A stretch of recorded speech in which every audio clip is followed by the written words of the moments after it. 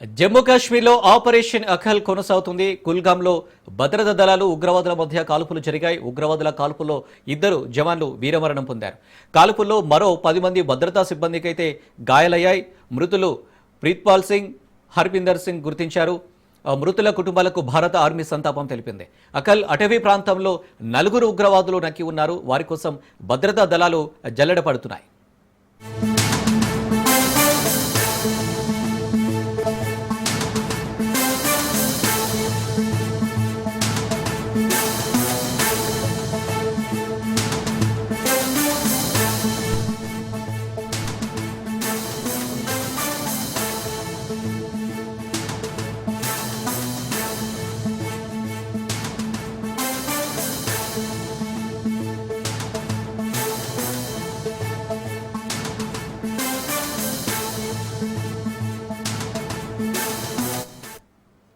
రెడ్డిగా operation Akal కు సంబంధించి మరిన్ని డీటెయిల్స్ మా ప్రతినిధి సైదులు అందిస్తారు. సైదులు, జమ్మూ కాశ్మీర్లో ఆపరేషన్ అకల్ కొనసాగుతుంది. కుల్గాంలో అయితే భద్రతా దళాలు ఉగ్రవాదుల మధ్య కాల్పులు కూడా జరిగినట్టు కూడా తెలుస్తుంది. ఏంటి details? Anil, operation Akal August 1న ప్రారంభమైంది. ఆగస్టు 1న ప్రారంభమైనటువంటి ఈ ఎన్కౌంటర్ లో ఇప్పటి వరకు 3 ఉగ్రవాదులు హతమైనట్లు అధికారులు తెలిపారు. అయితే ఈ రోజు కూడా మరోసారి ఉగ్రవాదులు ఉన్నట్లు సమాచారం ఆర్మీ అధికారులకు తెలియడంతో జమ్మూ కాశ్మీర్ లోని కుల్గాం లో భద్రతా దళాలు ఉగ్రవాదుల మధ్య ఎన్కౌంటర్ 9వ రోజు కూడా కొనసాగింది. ఎన్కౌంటర్ లో 2 ఆర్మీ సైనికులు అమరులయ్యారు.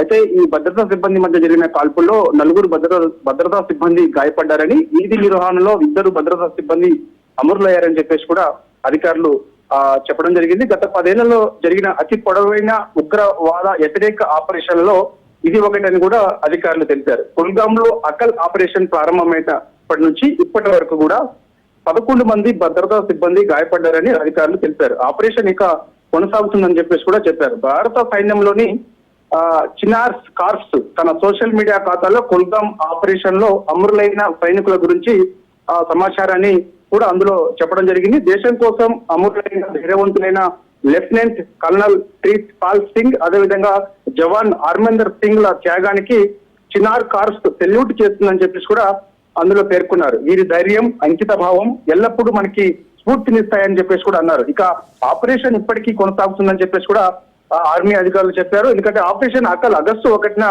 ప్రారంభమైంది. ఆగస్టు 1న ప్రారంభమైనటువంటి ఈ యొక్క ఎన్కౌంటర్లు ఇప్పటి వరకు 3 ఉగ్రవాదులు హతమైనట్లు అధికారులు చెప్తున్నారు. ఎందుకంటే మనకి ఆపరేషన్ మనకి కుల్గాం లో భాగంగా అక్కడ టెర్రరిస్టులు ఉన్నట్టుగా కూడా మనకి నిఘా వర్గాల ద్వారా సమాచారం. దానిలో భాగంగానే ఈ యొక్క ఆపరేషన్ చేపట్టడం జరిగింది. సో ఇక భద్రతా దళాలు కార్డన్ అండ్ సెర్చ్ ఆపరేషన్ ప్రారంభించాయి. గత శుక్రవారం నుంచి కూడా ఇరు పక్షాల మధ్య జరిగినటువంటి కాల్పుల తర్వాత రాత్రికి ఆపరేషన్ నిలిపేసినట్లు అధికారులు అధికారికంగా తెలిపారు. తర్వాత కార్డన్ సెర్చ్ బలోపేతం చేసి అదనపు సైనికులను ఆ ప్రాంతానికి పంపి అవసరమైతే ఉగ్రవాదులు అక్కడ ఎంతమంది ఉన్నారు ఏంటి అనేది కూడా ఖచ్చితంగా ఒక నిఘా పెట్టి ఆపరేషన్ కంటిన్యూ చేస్తామని చెప్పేసి కూడా అధికారులు చెప్పారు.